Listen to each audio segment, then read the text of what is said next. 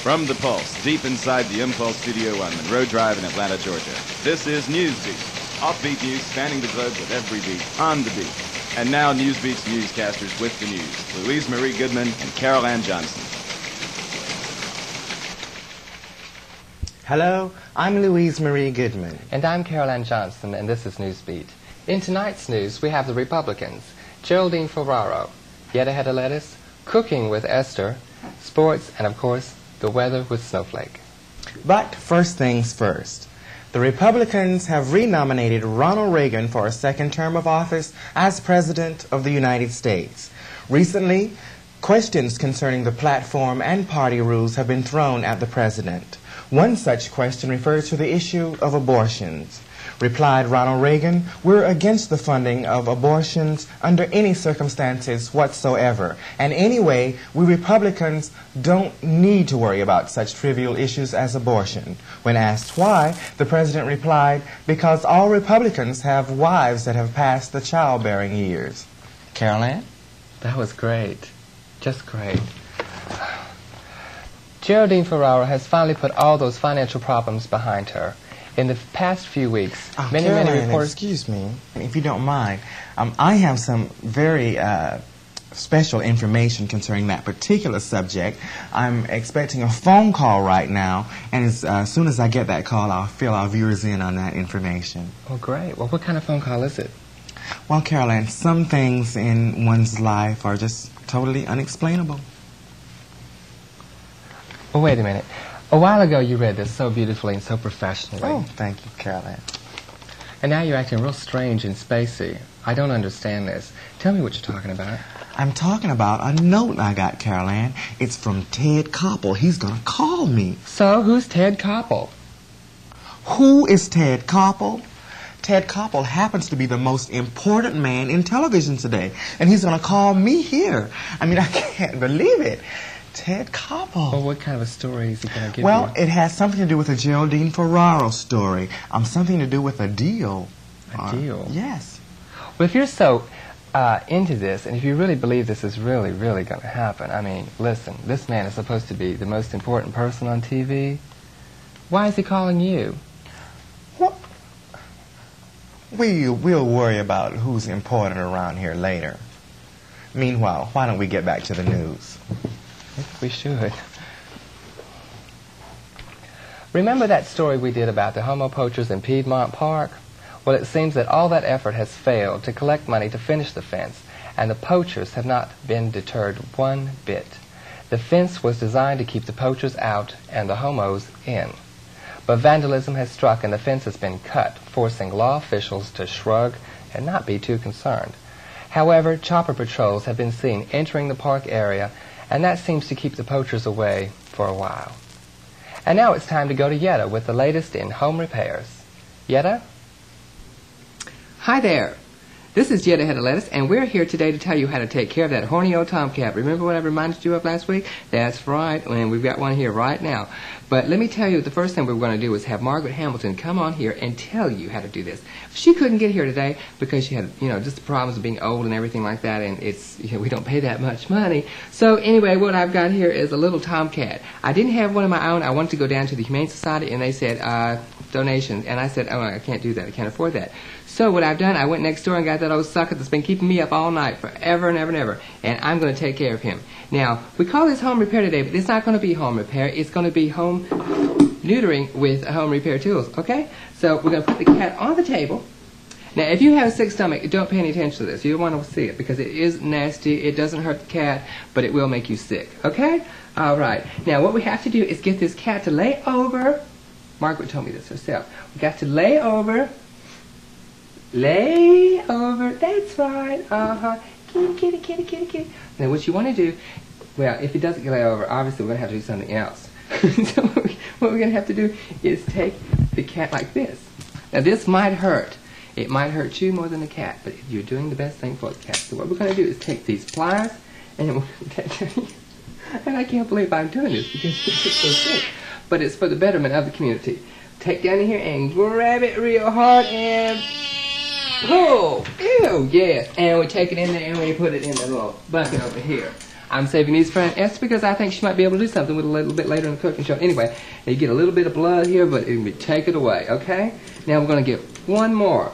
Once we get one more, we'll have it made. Okay, now you just hold on, you little tomcat. All right, we're going to get one more. Right there we go. Here we come on now. Let's get that in there. See, now that didn't hurt a bit, did it?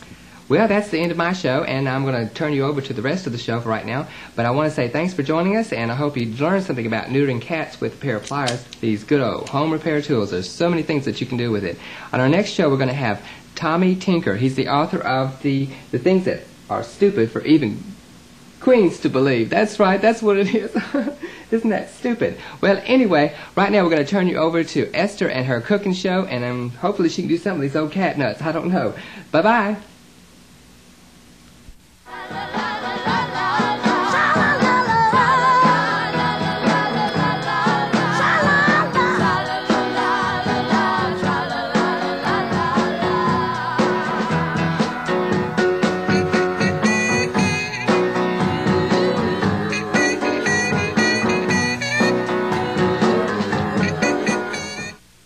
Hi, Queens.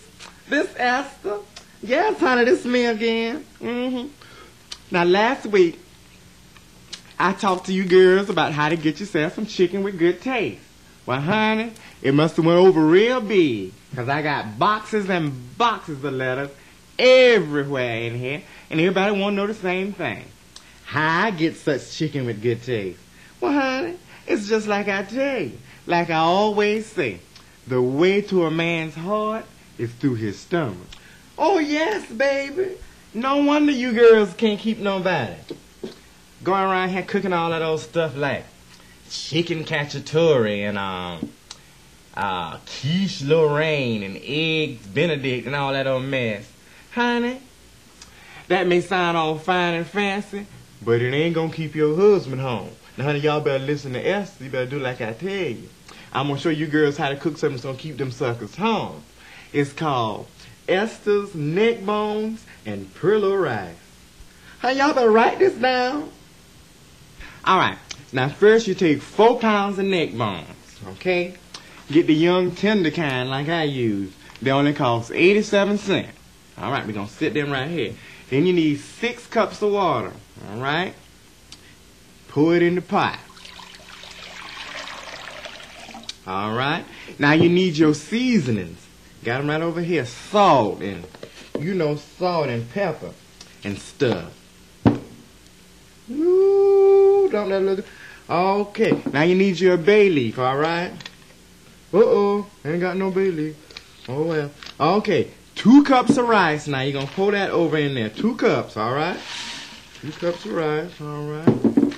Take the neck bones and put them down in there. All right, now you're going to cook this now until it boils, all right? Turn it on high. Now, when this starts to boil, I want you to take it, and you got to cover it up, because you don't want the steam to boil out, all right? Now, if you ain't got no lid, just use a plate like I do and something to weigh it down like the hammer. Oh, okay. Now, you're going to turn this down on simmer and let it cook for 20 minutes. And, honey, when you uncover it, you're going to have some of the best eating this side of the Jordan River. Honey, your husband ain't going to never leave home no more. He'll be sitting home tomorrow sucking on the bones. I'm serious. Now, next week, I'm going to take these cat nuts that I got from Yetta Had a Lettuce, and I'm going to show you girls how to make some soup that is fit for a queen. Now, until next week, I'm Esther, and this is my own cooking show.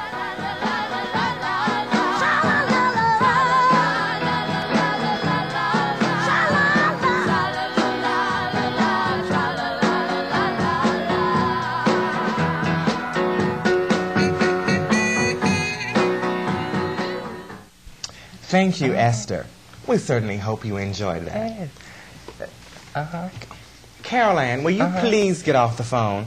I'm expecting a very important phone call from Ted Koppel. He's going to call any minute now, and I want the lines to be open, please. I'm sorry. Just a minute.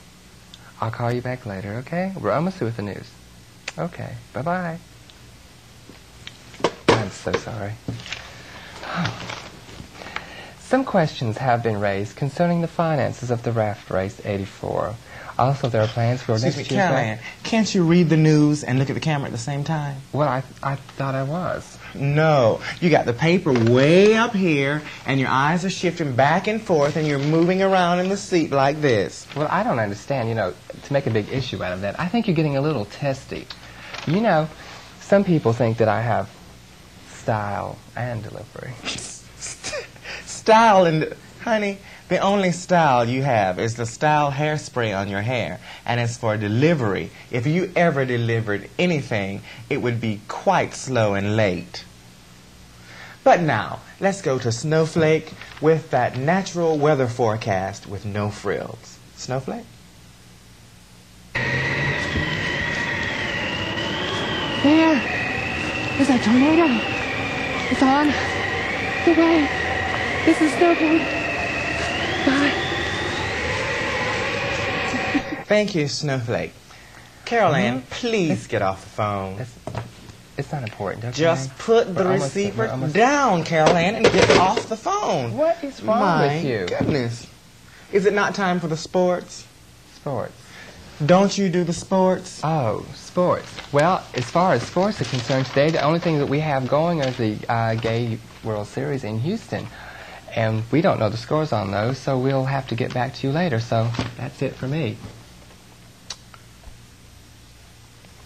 In pageant news, Brian Douglas captured the title of Mr. Illusions for 1984. Tony DeSario was first runner-up in that contest. Second runner-up was Ron Sanford. Sanford also won the award for the best theme presentation. Dates have been announced for the Miss Garden City contest to be held this year in Augusta, Georgia. That contest will be held on Friday, September 14th. For further information, contact Yvonne Santoni. Hello, NewsBeat. On the beat with every beat. Carol Ann here. That's right. Oh, yes, hello. Wonderful. It's not for you. Yes, that was great. Oh, sure, again. Carol Ann, you have been on the phone during this entire newscast. Now, I am expecting a very important call. I am very impatient. Ted Koppel is going to call me up and give me... Carol Ann? That doesn't seem... Just a minute, okay? I seem to have a little problem here, okay? What seems to be your problem? I'm expecting a very important phone call. As I said, I am very impatient. You have been expecting a phone call for quite a long time. I don't think you're going to get it because the news is almost over and it's almost time to go home. I'm afraid you lost. Listen, I have this note right here from Ted Koppel. He said he's going to call me up and give me this information. See, deal... Silly, silly, silly. I wrote this note to you yesterday. It's from the mechanic down the street, Ted Koppel. He's got a Ferrari, and he wants to make a special deal. So, he said, is anybody interested? And I said, Louise and Goodman might be interested, so it's no big deal. A deal on a Ferrari? Ted Koppel, that stupid... I do not believe this. You have had me sitting here during this entire newscast thinking that Ted Koppel is going to call me up. I don't know how you got this job in the first place, Louise Marie. You wear me out. This is Carol Ann Johnson. And I'm Louise Marie Goodman. Good night.